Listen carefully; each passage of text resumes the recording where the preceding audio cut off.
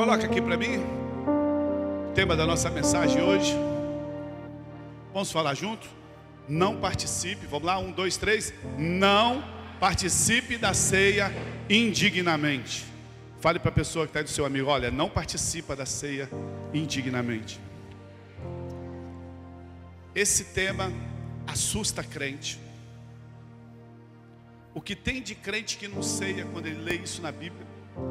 Mas hoje, em nome de Jesus, isso vai cair por terra, porque o Senhor vai trazer luz para nossas vidas aqui. Eu queria ler o texto de 1 Coríntios, capítulo 11, verso 27 a 30. Capítulo 11, verso 27. Paulo está falando para a igreja de Coríntios sobre a ceia. Quando chega nesse ponto aqui, alguns irmãos tremem na base, porque Paulo diz assim: por essa razão, vou ler na tradução de vocês, depois acha a Almeida século 21, deixa sempre ela para mim, mas eu vou ler aqui na de vocês. Portanto, aquele que comer o pão ou o cálice do Senhor indignamente, será culpado de pecar contra o corpo e o sangue do Senhor. Aí a galera treme, né? Quer dizer que se eu comer indignamente, eu vou ser culpado do corpo e do sangue de Jesus, né? Aí Paulo ainda pisa no pescoço agora. Ele fala assim, ó, 28. Examine-se cada um a si mesmo, então coma e beba do cálice. Se eu te dar um minuto para você começar a se examinar aí, irmão, eu acho que você não vai ceiar hoje. Olha onde o pecado entra, onde a religião entra. Aí Paulo pisa na cabeça agora. Pois quem come e bebe sem discernir o corpo do Senhor, come e bebe para a sua própria condenação. E o verso 30. Por isso há entre vós muitos fracos, doentes e vários que já dormiram, morreram. Paulo está falando assim: porque vocês comeram indignamente, tem entre vós, vocês são pecado do corpo, do sangue de Jesus, vocês estão doentes, vocês estão fracos, e ainda existe aqueles que já morreram por causa disso. Irmão, isso é uma verdadeira bomba. É mais ou menos o negócio daquela arca de Obed-Edom, né? Que eu preguei, o homem do coração de Deus, que Davi não consegue levar a arca, porque o cara toca na arca, e Davi fala assim: vamos esperar mais um tempinho, depois eu venho buscar essa arca. Nós vamos botar ela na casa de quem? O pessoal falou: Deus me livre, lá em casa eu não quero um negócio desse. Tocou, morreu, lá tem um menino que acorda de noite, é sonâmbulo, a gente vai tocar nisso aí e vai morrer. E a gente entende que Obed-Edom pegou a arca e foi uma bênção para a vida dele. Isso aqui é mais ou menos isso. Infelizmente, amado, por um ensino errado, por um ensino sem revelação da palavra de Deus, muitos acreditam que tomar a ceia indignamente é participar da ceia tendo pecado em sua vida. Você que está nos visitando aqui nessa noite, toda ceia, todo primeiro domingo, nesse nós estamos fazendo o segundo, nós fazemos a ceia, nós trazemos uma palavra específica sobre a ceia, porque nós entendemos que o pão e o sangue são os elementos fundamentais para nós termos vida, saúde e prosperidade, e sobretudo liberdade. Então muitos acreditam que tomar a ceia indignamente é participar tendo pecado em suas vidas. Por causa disso, muitos temem ficar doente e até morrer, preferem não tomar a ceia. Pastores exortam seus membros a tomarem cuidado antes de tomar a ceia, e ainda perguntam assim: será que vocês são dignos hoje de tomar a ceia? Será que você hoje é digno de tomar a ceia? Essa é uma situação problemática, que deixa o membro da igreja numa saia justa, que deixa o membro da igreja, sabe, numa verdadeira sinuca. Qualquer resposta que ele der diante de Deus, ele está enrolado. Se ele avaliar que não são dignos, se ele olhar para dentro dele e falar assim: não, eu não sou digno de tomar ceia, vou me avaliar, vou me examinar, eu não sou digno, ele está confiando na justiça própria dele. Ele está confiando no mérito dele, ele está confiando na performance dele. Então, quando ele olha a performance dele, ele acha que ele não é digno, por isso ele não vai ceiar. E aí ele está reprovado diante de Deus.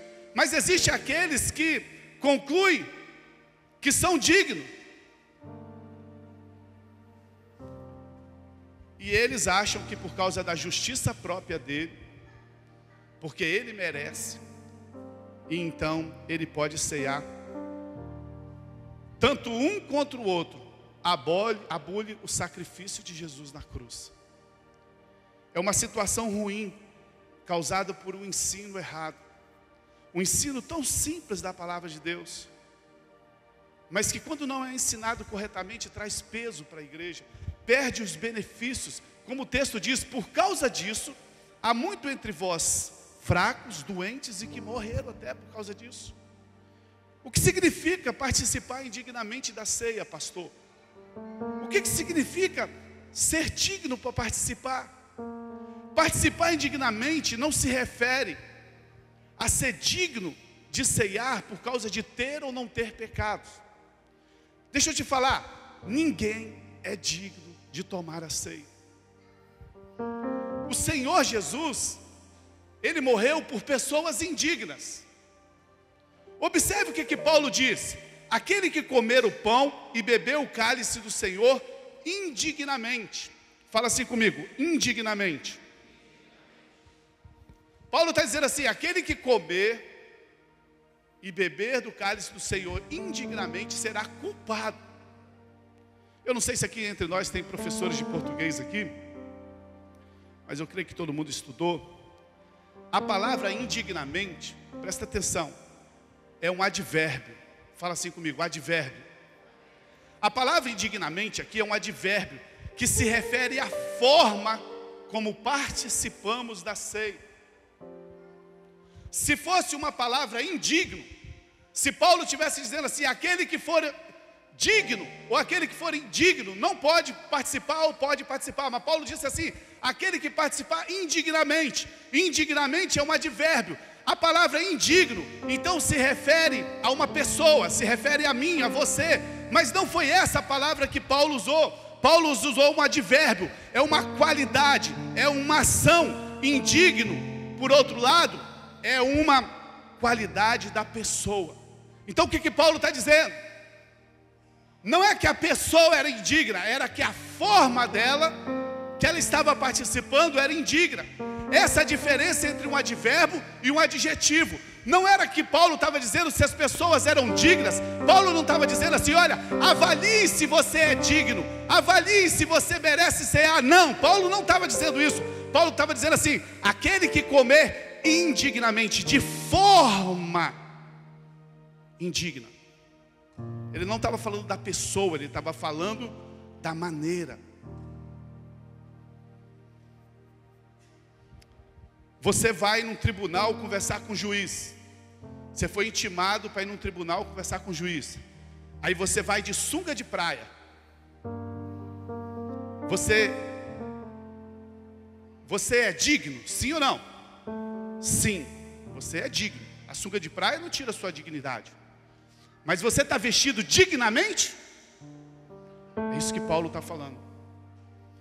Não é vocês que são indignos, é a forma como vocês estão comendo que é indigna. É a maneira como vocês estão comendo que é indigno. Por vocês comerem dessa forma, vocês estão culpados do corpo e do sangue. Por vocês comerem dessa forma, vocês não recebem os benefícios que a ceia traz para você. Ah, nós tínhamos que ouvir um uau aqui agora. Agora não adianta, né? A palavra usada por Paulo então é um advérbio, ou seja, está dizendo, precisamos ter cuidado com a forma como participamos da ceia. No verso 21, Paulo diz assim, coloca para mim o 11:21. Paulo diz assim, pois quando comeis, cada um come antes da sua própria refeição, cada um come em casa, assim um fica com fome. Cada um come a sua ceia, Paulo estava falando. O problema dos coríntios é que eles tinham uma falta de respeito imensa pela ceia. O problema dessa igreja é que eles tinham irreverência com a mesa do Senhor. Essa era a forma indigna que Paulo estava falando. Eles tinham uma irreverência. Participar indignamente é falhar em discernir o pão. Participar indignamente é falhar do que representa o sangue, o corpo do Senhor. Quando você não entende o que esses elementos significam, você está participando indignamente do corpo e do sangue. Muitos irmãos da igreja de Coríntios, eles comiam, a ceia não era assim lá não, irmão. As coisas mudaram. Fala assim, as coisas mudaram. Não dá para fazer ceia como era antigamente. A ceia antigamente era um pão grandão assim, ó. Era um pão grandão. Aí dava para o Edu. Aí o Edu arrancava um pedação. Dava para arrancar um pedação. Quando chegava aqui não tinha mais nada. Não tinha mais pão. Paulo falou assim: se você tem fome, come em casa. As coisas mudaram porque a igreja cresceu. Imagina, a igreja com 1.000, 2.000 membros, você dá um pãozão desse para cada um. Então hoje a gente faz de forma prática. Paulo, a igreja de Coríntios, eles não esperavam pelos outros, eles comiam. Paulo falou assim: cara, se você tem fome, come em casa. Tinha um amigo meu gordinho, bem comedor de açúcar, bem gordinho. Aí a gente saía, e um dia eu falei com ele assim, a gente ia comer, eu falei com ele assim: cara, eu não sei por que você é gordinho assim. Ele falou: por quê, pastor? Você come pouco, cara. Toda vez que eu saio com você, você come igual ou menos que eu. Falei: é porque tem um segredo, pastor. Eu falei: qual? Antes de sair eu já jantei em casa. Falei: Paulo estava falando isso para os coríntios. Você está com fome? Come em casa. A ceia não foi... Sabe o que os irmãos de Coríntios faziam? Eles não pegavam um negocinho desse aqui para cear, não. Eles pegavam o cálice e tornavam. E ó, chapava o melão. Ficava todo mundo bêbado. Você consegue imaginar uma ceia que um membro acaba bêbado? Isso é a forma indigna que eles estavam comendo. Eles não valorizavam o que era isso. O problema todo era o desrespeito. O problema todo era a falta de compreensão do sentido da ceia. Portanto, tomar indignamente não tem nada a ver com falhar, com que você pecou. Examinar-se a si mesmo. Tomar indignamente não tem nada que você ficar se examinando antes da ceia, para ver se você é digno, para então você tomar. Ficar se examinando até ter certeza que você pode tomar ou não. Todo mundo que se examina antes de tomar a ceia, ele toma porque é cara de pau, mas ele sabe que ele não tem condições.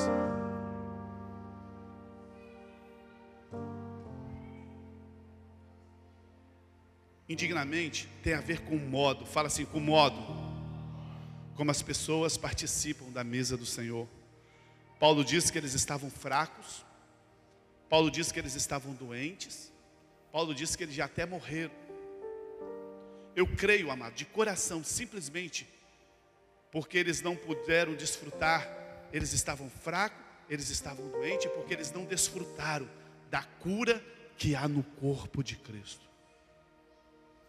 Irmão, quantas pessoas aqui na igreja já foram curadas no dia da ceia? Quantas? Eu mesmo já fui curado, minha esposa já foi curada. Quantas pessoas aqui já foram curadas no dia que ceiou? E aquele povo estava morrendo porque eles faziam isso aqui apenas como uma religião, não com o conhecimento do poder, as coisas de Deus. A Bíblia diz que sem fé, fala assim comigo, sem fé é impossível agradar a Deus. Tudo o que você faz sem fé, a Bíblia diz assim, que sem fé é pecado. Tudo o que você faz sem fé é pecado. Olha, se esse menino estiver tocando aqui agora, ó, sem fé, que ele está adorando ao Senhor, ele está pecando, sabia? Se eu estiver pregando aqui agora sem fé, que essa palavra está produzindo algo no seu coração, eu estou pecando. Porque a gente acha que pecado é só coisas perversas. Não, a Bíblia diz que sem fé. Quando você come a ceia e bebe a ceia sem entendimento, você não tem fé. Por você não ter fé, você não consegue receber os benefícios que ela tem. Eles não entenderam, aquela igreja, que pelas pisaduras nós fomos sarados. Pelas pisaduras de Jesus nós somos sarados. Sabe, amado, eu não sei se você nessa noite aqui está com alguma enfermidade, não sei, espero de coração que você não esteja, porque tanto que está sendo ministrado sobre graça, mas talvez você está aqui nos visitando, talvez de alguma forma você ficou, ou tem algum parente seu. Eu creio que através de você, o seu parente lá pode ser curado quando você ceiar. Sabe, eu não sei se foi feito, eu não sei, mas um dia eu estava lá em casa, Deus falou tanto comigo com a ceia. Um pastor amigo meu internado, praticamente à morte, e eu liguei para a esposa dele, e ele todo entubado, não respondia. Eu liguei para a esposa dele e falei assim: faz o seguinte, ceia com ele. Se você ceiar com ele, olha, dentro de pouco mês, 2 meses, vocês vão sair desse hospital. Ela falou: amém, pastor. Eu sinceramente não sei se ele ceiar, se ela ceiou com ele, se ela pegou minha palavra, nunca perguntei. Mas que em menos de 2 meses eles já saíram do hospital, eles já saíram. Isso aqui tem um poder que você não tem ideia. Isso aqui tem um poder que você não tem ideia. Se foi uma refeição que trouxe o pecado para o mundo, presta atenção, irmão. Presta atenção onde está a chave do negócio.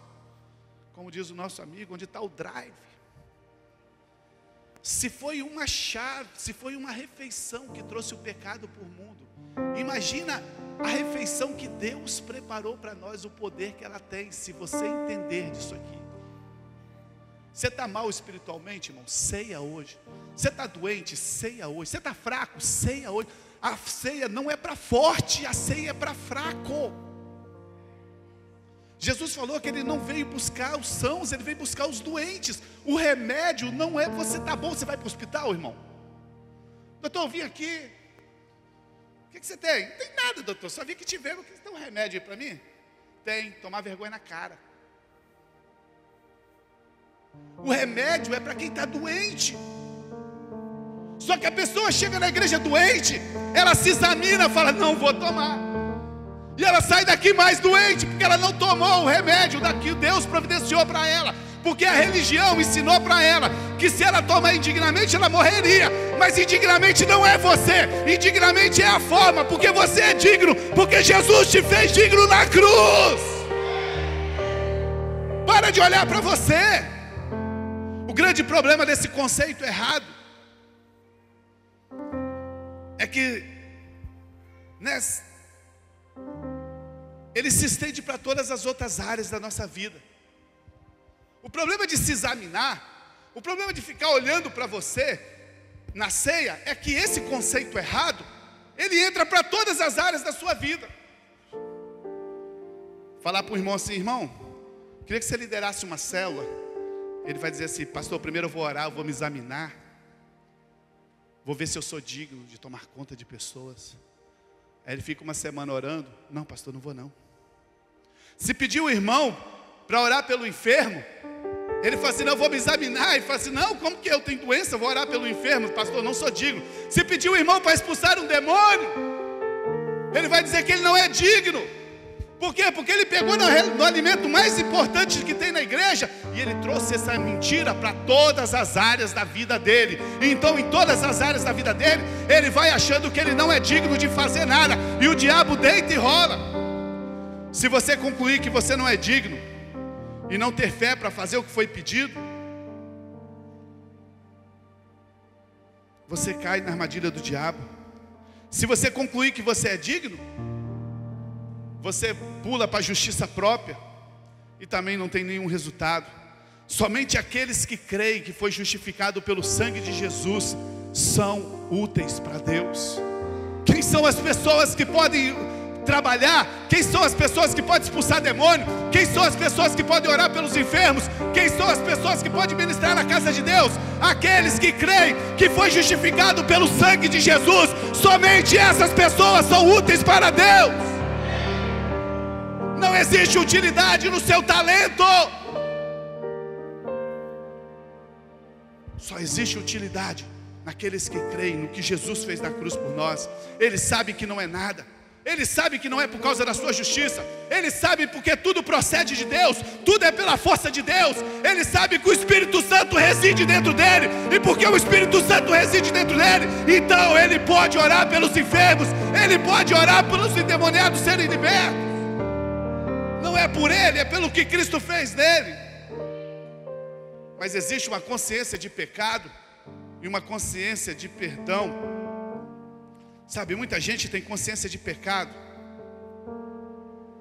É mais fácil ter consciência de pecado do que consciência de perdão.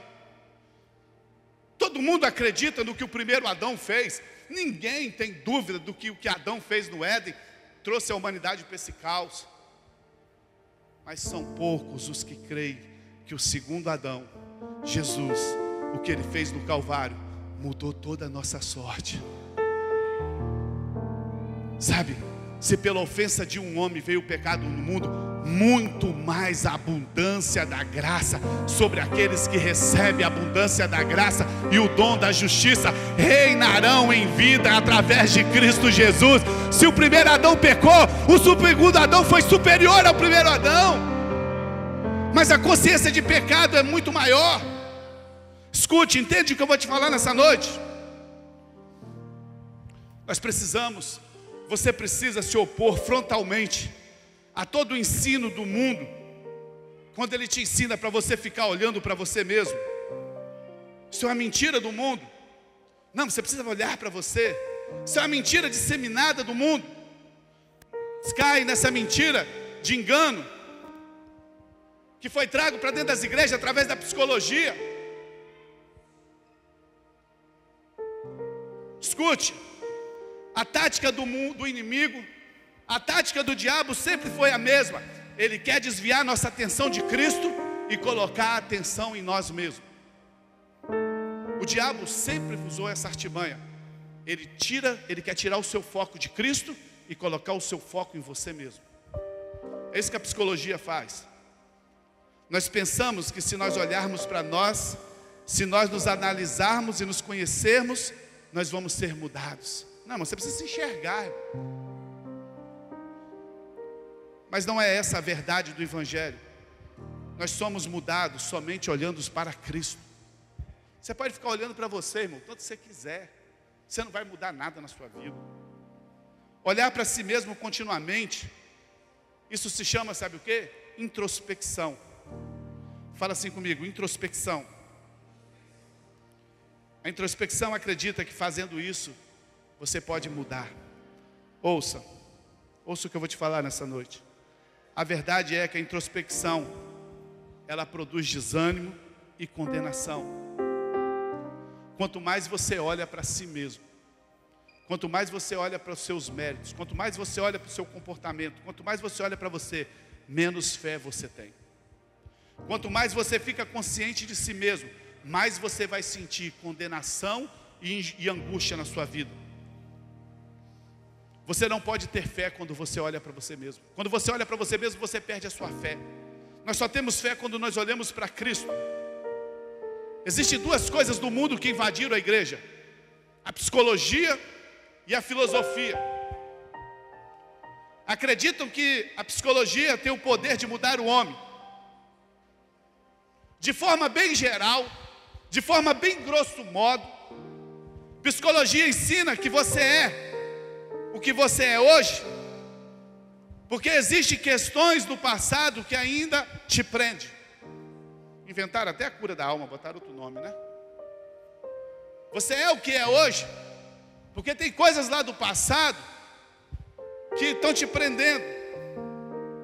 E se você pudesse se lembrar, a psicologia fala, então você seria mudado. Então, vamos para a regressão, vamos para a terapia. Irmãos, estou precisando fazer uma terapia. Tá chique falar. Você estava onde, irmão? Estava no médico. Fazendo o quê? Psicólogo. Terapia.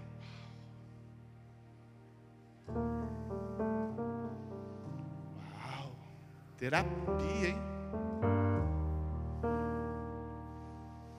Terapia da nossa mãe antigamente, ó. Dava certo.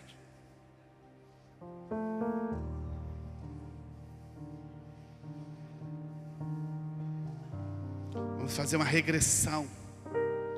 Se você lembrar de tudo, você vai ser transformado. Vai. Tudo isso, irmão, é apenas obra humana. Tudo isso é obra humana.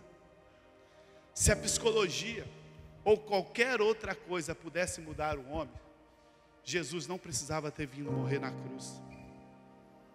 A gente mudava nós mesmos. Vocês estão aí, amém? A máxima filosófica, conhece-te a ti mesmo. Essa máxima filosófica de conhece a ti mesmo, não é bíblica. Jesus disse em João 17:3. João 17:3. E a vida eterna é essa, que conheçam a ti, o único Deus verdadeiro, e a Jesus, a quem enviastes. É isso que nós precisamos conhecer. O único Deus e a Jesus a quem Ele enviou. Só podemos ser mudados quando nós conhecemos a Cristo. Está cheio de gente dentro da igreja que não muda nada, sabe por quê? Porque ela não conhece Jesus. Ela conhece a igreja, ela conhece os membros da igreja, ela conhece os pastores, elas conhecem as tradições, mas ela ainda não conhece Jesus. Porque o dia que ela conhecer Jesus, ela é transformada. Olhar para si mesmo só produz introspecção. Introspecção produz depressão. Introspecção produz desespero em alguns. Em outros produz justiça própria. Porque ele olha para ele e fala assim: ah, eu construí essa casa, eu comprei esse carro, eu não era nada. Saí lá da roça com uma enxada sem cabo. E hoje, olha aí o que eu construí. Introspecção ou produz depressão, angústia, ou produz justiça própria. Quem vive assim, irmão, sabe, não avança. Psicologia é o homem tentando mudar o homem, mas a verdadeira mudança só ocorre pelo poder do Evangelho. Romanos 1,16. Estou acabando com essa parte de psicologia, estou voltando para a ceia. Romanos 1,16. Pois não me envergonho do Evangelho, porque é o poder de Deus para a salvação de todo aquele que crê, primeiro do judeu e depois também dos gentios, de todos nós. O que muda o homem é o poder do Evangelho. O que muda o homem é conhecer Jesus. A introspecção nos paralisa, pois estamos sempre olhando se há algum pecado em nós.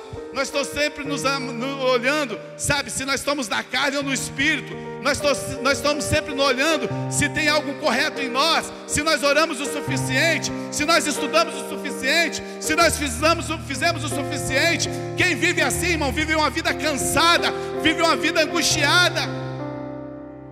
Não consegue liderar, não consegue fazer nada, porque ele se olha para ele mesmo, sabe, ele não vê nenhum resultado. Uma das coisas mais terríveis é ficar consciente de si mesmo o tempo inteiro. Uma das coisas mais terríveis é ficar olhando para si mesmo. O diabo quer que você fique olhando para você. O diabo quer que você fique olhando todo momento para você, porque ele sabe que quanto mais você olhar para você, nada de bom ele vai achar em você. Mas a Bíblia quer que a gente olhe para Jesus, que a gente olhe para o nosso Salvador, que tem todo o poder para transformar nossas vidas. Porque quanto mais nós olhamos para Jesus, mais nós somos transformados. Por quê, pastor? Porque nós estamos escondidos dentro de Cristo Jesus. Quando nós olhamos para Jesus, nós nos encontramos em Cristo Jesus. Você não se encontra olhando para você, você se encontra olhando para Cristo. Por quê? Porque nós estamos lá dentro, escondidos dentro dele. Sabe, isso não traz resultado nenhum. Sabe, é cansativo ficar olhando para a gente mesmo. É uma vida extenuante, não tem resultado. Mas Jesus disse assim: quer herdar o reino? Ele falou: você quer herdar o reino? Se você quiser herdar o reino, você precisa ser como criança. Fala assim: como criança.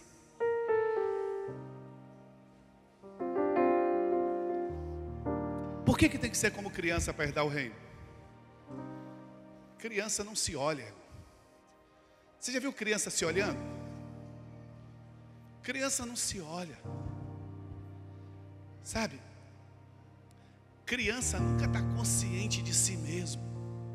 Ela está se lixando se ela está com o nariz cheio de meleca ou não. Ela está brincando. criança não fica se examinando. Criança é sempre livre. Criança não fica se vasculhando achando que tem problema. E a Bíblia diz: você quer herdar o reino? Então seja como criança. Mas pastor, será que nós devemos ignorar quando há algo de errado em nós? Claro que não. Entretanto, você não precisa se preocupar com isso. Tem crente que fica preocupado e ficar se analisando se tem alguma coisa errada na vida dele. Fala para a pessoa do seu lado assim, fala para ela assim: não se preocupa com isso não. Fala para você: sabe por quê? Tem alguém que se preocupa para você. Pegou aí? A Bíblia diz que o Espírito Santo vai te falar quando tem algo errado dentro de você. O Espírito Santo vai te contar. O padrão bíblico é aqui, ó, Salmo 139, 23 e 24. Olha o que é o padrão bíblico, ó. Sonda-me. Você sabe o que é sondar, né, irmão? Todo mundo sabe, né? Porque um dia eu estava pregando e falei assim: aquele que pega a mão no arado não pode olhar para trás. Aí o irmão líder falou assim: pastor, o que é arado? Né? Aí eu tive que explicar para ele o que era um arado. Mas sonda-me, você sabe o que é sonda-me? Sonda-me, ó Deus, e conhece o meu coração. Prova-me e conhece os meus pensamentos. Passa para mim, 24. Vê se há algum caminho mau em mim e guia-me pelo caminho eterno. Esse é o princípio bíblico. Mas os irmãos mudaram completamente o conceito bíblico. Eles confessam assim esse versículo: eu me sondo, eu me conheço, eu vejo se há algo errado em mim, eu vejo se há algum caminho mau em mim, eu me guio pelo caminho eterno. Não precisa nem de Jesus. Ele é Jesus. Eles desvirtuaram a palavra de Deus para o seu próprio sofrimento. Mas a palavra de Deus diz: não para você ficar se examinando. Sabe, nós mesmos, por quê, pastor? Porque nós temos o Espírito Santo. Amado, o Espírito Santo, ele vai te falar. Todo mundo quando peca sabe que pecou. 1 Coríntios capítulo 11, verso 28 diz assim: examine-se cada um a si mesmo, então coma e beba desse cálice. A palavra de Deus está pedindo para nós nos examinar assim. Mas nós precisamos entender esse versículo. Para entender esse versículo, eu já expliquei para os irmãos, nós precisamos entender porque que Paulo estava falando isso. Eu já expliquei para você, a igreja, ela estava ceando de forma indigna.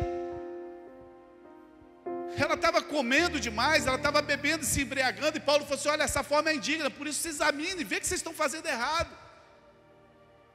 Como eu falei no começo, indignamente é um advérbio de modo, é a maneira. Irmão, Deus está sempre olhando a maneira. Deus está mais preocupado com a maneira do que com o que você faz. Vou repetir para você, tem gente olhando para o lado conversando. Deus está mais preocupado com você, com a maneira, do que o que você faz. Você pode estar aqui limpando o chão da igreja, mas se o seu coração é... Vou falar de você não, vou falar de mim. Às vezes eu vinha para a igreja, chegava cedo, aí eu começava a botar as cadeiras para vocês sentar. E eu começava a botar as cadeiras. Quando chegava ali no Riel, eu já estava endemoniado.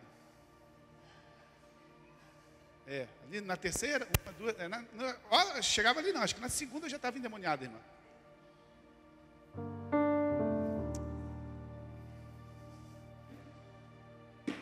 Desonra.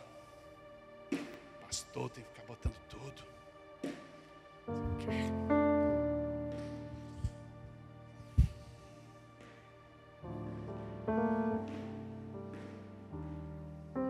Você chegava aqui na hora do culto, as cadeiras estavam tudo certinho. Se perguntasse assim: quem botou? Pastor. Foi eu ou não foi? Foi eu. Botei ou não botei? Botei. Deus estava preocupado com eu ter botado a cadeira? Não, ele estava preocupado com a maneira que eu estava botando a cadeira. E ele falou várias vezes assim para mim: está perdendo seu tempo. falei, eu estou perdendo meu tempo, mas eu sou teimoso, eu vou aprender. Eu não desisto. Depois eu comecei a botar a cadeira adorando. Vai estar cheio de gente. Deus vai mandar pessoas, vai ser bênção. Senhor, eu te agradeço porque eu não estou enfermo. Te agradeço porque eu estou aqui botando essa cadeira. Obrigado porque eu posso chegar mais cedo que os irmãos e estar aqui. Presta atenção, irmão. Não é o que você faz que Deus está preocupado. É a maneira como você faz. O problema daquele pessoal não era a ceia que eles tomavam, era a maneira como eles estavam tomando. Não é a pessoa que é indigna, é a maneira como ela age que é indigna. Você nunca vai ser indigno, porque Jesus na cruz te fez digno, mas você pode fazer de maneira indigna.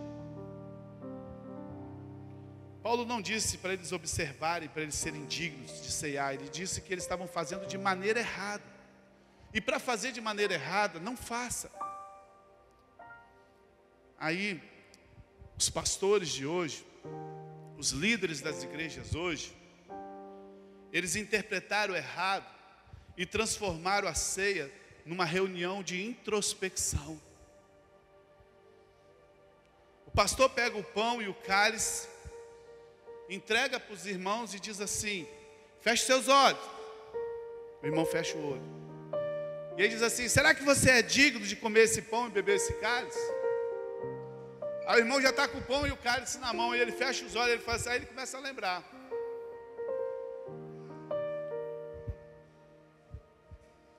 Fala para mim se você é daqueles crentes igual eu, que você achava que quando a gente chegasse lá no céu, ia ter uma tela assim de não sei quantos milhões de polegadas. Eu ficava pensando assim: Deus, como que vai ser esse negócio, hein? Porque a palavra de Deus diz que todo olho vai ver a situação. Eu ficava imaginando assim, a gente, um monte de formiguinha, bilhões de formiguinha, e uma tela grandona assim, ó, mostrando todos os meus pecados. Você já pensou nisso, não já pensou, irmão? Sabe? O cara te entrega o cálice e o pão na mão e fala assim: agora feche seus olhos. Vê se você é digno. Ainda lê o versículo ainda antes. Se comer e beber indignamente é culpado do corpo e do sangue de Jesus. E aí a pessoa, qualquer pessoa minimamente sensata, qualquer pessoa minimamente honesta, ela reconhecerá que ela não é digna de participar do corpo e do sangue de Jesus.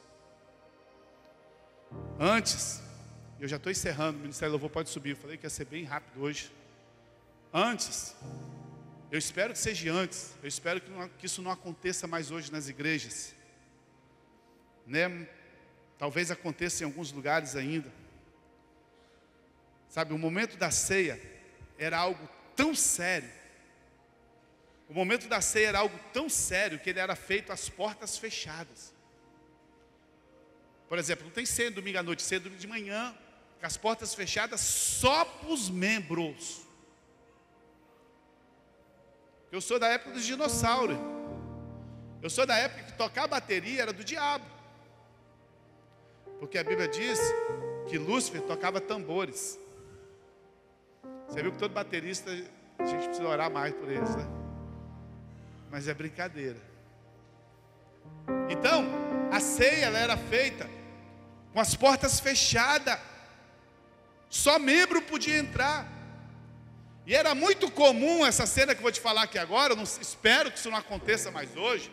Era muito comum quando o diácono entregava a ceia, ia vir nas cadeiras entregando a ceia. Aí tinha aqueles irmãos mais antigos, né? Que na hora que ia entregar a ceia, eles falavam assim: hoje não. Hoje não. A gente mais novo achava aquilo até elegante, né? Hoje não. Mas na verdade, sabe o que eles estavam dizendo? Eles estavam dizendo assim: eu não sou digno. Por causa de um ensino errado, eles estavam dizendo que eles não eram dignos. Mas é óbvio que ninguém é digno. Não há um que seja digno. com a sua justiça própria. Apocalipse capítulo 5, verso 5. Todavia, um dos anciões disse: não chore, eis que o leão da tribo de Judá, a raiz de Davi, venceu para abrir o livro e os seus 7 selos. Porque João estava chorando, porque tinha um livro que ninguém era digno de abrir. E o anjo falou assim: não chora, porque aquele que é digno, só Jesus é digno. Esse desejo de merecer a bênção, irmão, é viver na lei do Velho Testamento. É de achar que você pode ou não. A introspecção mata. Por isso, a ceia é dia de morte para muitas pessoas. A coisa que mais me entristece na igreja é um crente no dia de ceia que não ceia. Porque ele começa a olhar para o Velho Testamento. Ele começa a olhar para o comportamento dele. Ele não entende que ele está doente. E aqui está o remédio para ele. Mas ele prefere ficar com a religião do que ficar com o conhecimento bíblico da palavra de Deus. Em igrejas que não prezam pelo ensino, já aconteceu o caso, irmão, da irmã pegar o cálice, e não era cálice assim, antigamente era aqueles cálices de vidro, nós usávamos aqui até pouco tempo atrás, e tem irmão que soa muito, e a irmã na hora de pegar o cálice, escorregou, caiu, e o profeta falou assim: um anjo bateu na mão dela e não deixou. Tem gente rindo porque já viu isso. Foi o anjo que bateu na mão dela e não deixou. Imagine aquela irmã tentando se justificar que a mão dela estava suada. Aí, amado, a condenação já tinha sido lançada. Mas qual é a consequência disso? A consequência disso é que nos outros dias de ceia, quando o diácono passava, o irmão pegava aquele cálice e segurava com toda a força e dizia assim: eu quero ver o arcanjo tocar aqui, eu quebro ele, mas aqui ele não pega. Por quê? Porque já tinha lançado a consequência da condenação. Sabe, amado, já tinha perdido o sentido da ceia. Ficaram apenas com a condenação. Eu quero encerrar nessa noite. Nós precisamos ser convencidos da justiça. Fala assim: eu preciso ser convencido da justiça. O Espírito Santo não precisa mais te convencer o crente do pecado, irmão. Irmão, presta atenção nisso que eu vou te ensinar aqui agora. O Espírito Santo não vai perder tempo com você te convencendo do pecado. Nós já nascemos de novo. Nosso espírito possui uma função chamada consciência. Dentro de nós existe uma função pelo Espírito chamada consciência. Ele avisa imediatamente quando o crente faz algo de errado, fora da palavra de Deus. No momento que você faz algo de errado, ninguém precisa se examinar, o Espírito Santo te mostra na hora. Você acha, eu estou falando para o crente, imagina, ele faz, isso acontece com o ímpio, irmão. O cara vai matar alguém, você acha que ele sai falando assim: vou roubar, vou fazer alguma coisa? A consciência dele já manda ele escondido, fugir, porque ele já sabe que é errado. O Espírito Santo não precisa te convencer disso, essa palavra é para o mundo. Ninguém precisa de uma revelação especial para saber que pecou. A obra do Espírito Santo hoje, no crente, é outra. O crente não está, o Espírito Santo não está te convencendo de pecado. Convencer, a obra dele hoje é te convencer que você é justo em Cristo, não pecador. Mesmo que você falha, Ele está presente para te lembrar que você foi purificado pelo sangue do Cordeiro. O que precisamos é que o Espírito Santo nos dê revelação de que Cristo é a nossa justiça. Quando falhamos, irmão, nós precisamos ser lembrados que ainda somos justiça de Deus em Cristo Jesus. Quanto crente, quando falha, ele chuta o pau da barraca. Eu vou te dar um versículo aqui agora, calma. Crer que Deus te vê como justo, mesmo depois de você errar, isso precisa de uma grande revelação. Você já pode ter ouvido isso várias vezes. Jesus, que não teve pecado, se fez pecado por nós, para que nós fôssemos feitos justiça de Deus. Houve uma troca no Calvário. Então agora eu dei meus pecados para Jesus, e agora eu se tornei justo, e Jesus levou todos os meus pecados. Talvez você já sabe isso com a cabeça, até o dia que você entra num assunto grave, e que você fica lá dentro de casa com introspecção, achando que você é a pior pessoa do mundo. Porque para isso você precisa de uma revelação do Espírito Santo. A justificação pela fé só pode ser entendida pela revelação do Espírito Santo. João capítulo 16, verso 8, olha o que Jesus disse: quando ele vier, o Espírito Santo convencerá o mundo do pecado. Fala assim, o mundo, da justiça e do juízo. Presta atenção, o Espírito Santo está convencendo o mundo do pecado. O restante do versículo da justiça e do juízo, Jesus completa ele no verso 9, espera aí que eu vou te falar. O Espírito Santo não está te convencendo mais de pecado, não, irmão. E não é pecados, é pecado. Não é no plural, é no singular. Por que ele está convencendo o mundo do pecado? Ele está convencendo o mundo da descrença da obra de Cristo. O mundo não crê na obra de Cristo. Por isso ele está convencendo o homem do pecado, de não crer na obra de Cristo. Essa parte não se refere mais aos crentes, porque você já creu que Cristo é o Senhor e Salvador, amém? O Espírito Santo não precisa te convencer mais disso. Você já foi convencido que Jesus Cristo é o seu Salvador. Se você está aqui nessa noite e não teve essa experiência, você precisa aceitar Jesus, irmão. Você precisa crer que Jesus Cristo morreu na cruz para te salvar. Mas no verso 9, ele completa esse versículo. Olha o verso 9, o que ele fala? Do pecado, porque não crê em mim. Volta para mim, fazendo favor. Esse é o que o mundo está, que o Espírito Santo está fazendo. Volta, passa para o 9 para mim, perdão, irmão. Passa para mim, fazendo favor, isso. O Espírito Santo está convencendo o homem, o mundo do pecado, porque o mundo não crê em Jesus. Mas o restante do versículo diz assim, depois Jesus falando com os discípulos assim: mas a vocês, ele vai te convencer da justiça e do juízo. Qual justiça, pastor? Sabe, nós precisamos ainda ser convencidos que nós somos justos. Nós precisamos, o Espírito Santo está fazendo a obra em nós, convencendo o crente agora que ele é justo. Como ele está trabalhando, porque os crentes ainda não acham que eles são justos. O Espírito Santo não tem mais nada para fazer sobre o pecado na sua vida, porque ele já te convenceu que Jesus Cristo é o Senhor e Salvador. O que ele está trabalhando agora? Ele está trabalhando para te convencer que você é justiça de Deus, que a oração do justo pode muito, que você tem a bênção de Abraão, que você tem a bênção do justo sobre as suas vidas, que quando você vai ceiar, você entende que isso aqui tem um poder de Deus sobre as nossas vidas, que toda vez que você come desse pão, você é curado das suas enfermidades, você é abençoado, a sua casa é abençoada. Todas as vezes que você bebe e come desse pão, você recebe vida em Cristo Jesus. Sabe, amado, ser justo é permanecer justo diante de Deus, é ter uma fé correta em Jesus Cristo. O que nos faz justo não é o nosso comportamento, mas a fé na obra de Cristo na cruz. Nós somos justificados por fé e não por comportamento.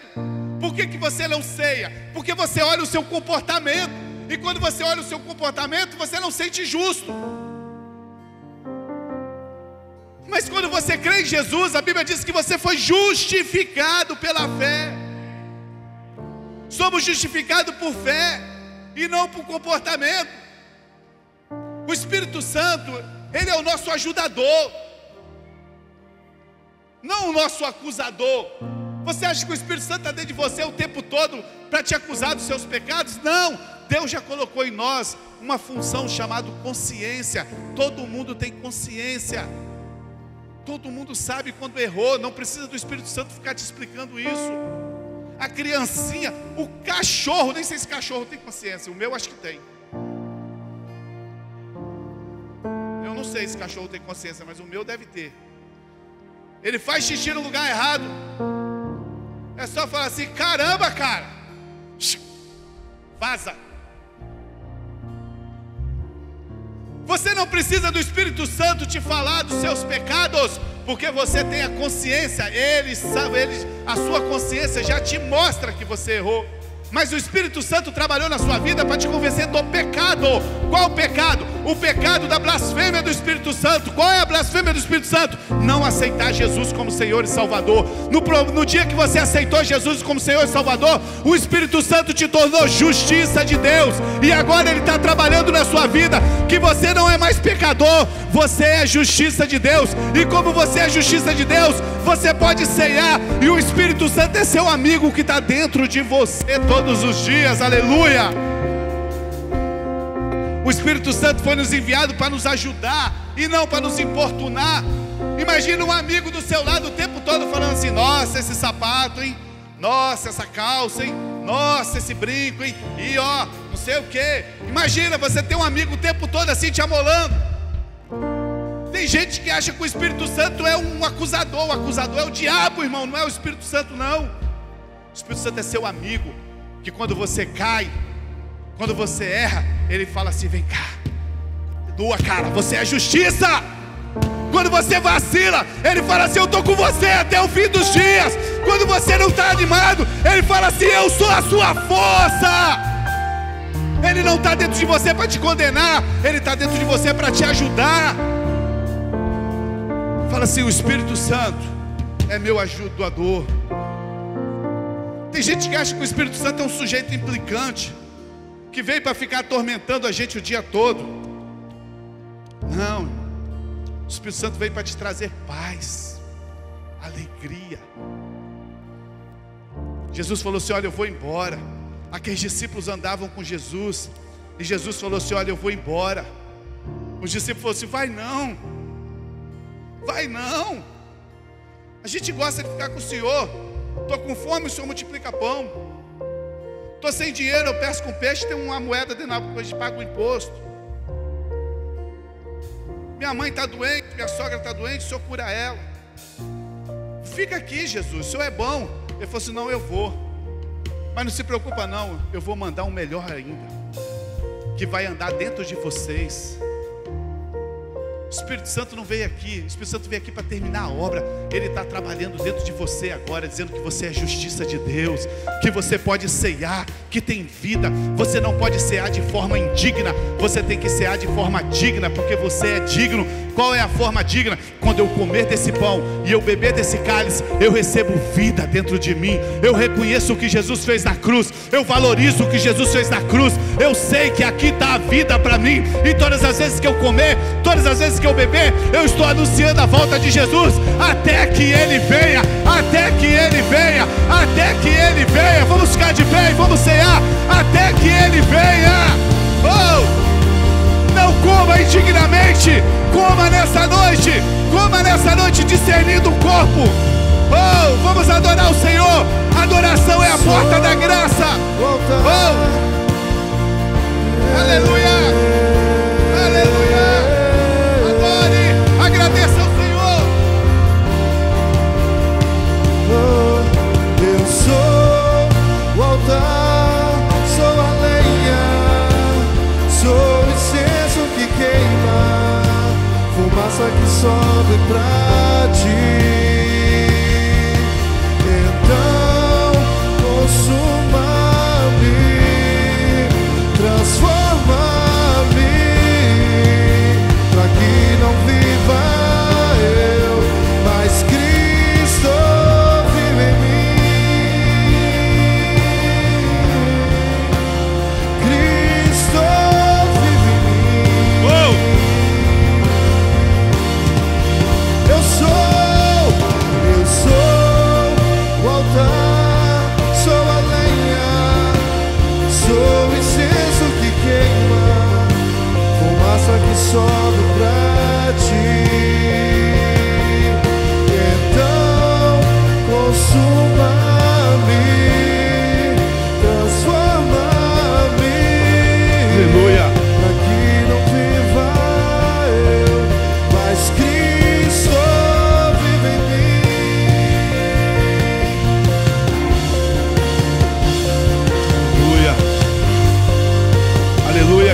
vive em nós. Só os instrumentos bem baixinho. Feche os seus olhos, eu quero orar por você nessa noite. Na verdade, eu queria que você, nesse momento, colocasse a sua vida, sabe, fizesse nessa noite, sabe, algo especial para a sua vida, sabe, falasse para Deus nessa noite: Deus, eu creio que esse alimento, ele é tão poderoso, que quando eu comer dele, Pai, algo vai acontecer na minha vida. Sabe, eu não sei qual é esse algo da sua vida, eu sei qual é o algo da minha vida. Sabe, eu queria que você fechasse os seus olhos e você comesse com fé nessa noite. Se uma refeição errada lá no Éden produziu tanto mal, imagine o que é essa refeição com Deus agora vai produzir em nossas vidas. Talvez é saúde, talvez é uma bênção de prosperidade, talvez é um casamento, talvez é a casa que você quer comprar, talvez é a salvação de alguém da sua casa, da sua família. Talvez, irmão, seja a sua vida emocional que não está bem, suas emoções não estão boas. Talvez você olhe para você e vê o tempo passando e você não construiu nada. Sabe, nós estamos debaixo do favor de Deus. Nós estamos debaixo da aceleração da bênção de Deus para as nossas vidas. Talvez você olhe para você e fala assim: caramba, eu comecei tão bem, mas hoje eu estou tão mal. Eu comecei tão bem, mas hoje eu não tenho mais forças para nada. Não importa, irmão, não importa. Se alimente do Senhor. Fala: Deus, essas áreas que estão erradas na minha vida, com a sua força, Pai, eu vou me consertar. Com tua graça, Pai, eu quero mudar, Senhor. Saia daqui dessa noite fazendo um propósito com Deus nessa noite. Pai, nós oramos nessa noite, Senhor. Pai, nesse culto de ceia, Senhor Deus, nós acreditamos, ó Deus, que esse alimento tem poder para transformar nossas vidas, ó Pai. Nós acreditamos, ó Deus, que quando nós ingerirmos esses alimentos, ó Pai, Deus, o suco de uva que simboliza o teu sangue, o pão que foi moído na cruz, ó, as tuas pisaduras, ó Pai, nós somos sarados, ó Pai. Deus, nós liberamos sobre essa igreja como profeta do Senhor aqui nessa noite, Pai. Deus, nós liberamos milagres aqui nessa noite. Nós liberamos nessa noite, Pai, uma restauração sobre a vida dos teus filhos, ó Pai. Deus, aquilo que o homem não pode fazer, o Senhor faça nessa noite. Abra uma porta nessa noite, Senhor. Acelera a bênção nessa noite. Tem muita bênção para esse ano de 2024 ainda, ele não acabou. Pai, eu libero a bênção sobre a casa dos teus filhos. Pai, eu declaro que quando nós nos alimentarmos desses elementos do corpo e do sangue do Senhor, Pai, nós vamos sair daqui fortes espiritualmente, ó Pai. Deus, em nome de Jesus, fala assim: eu recebo, em nome de Jesus. Aleluia.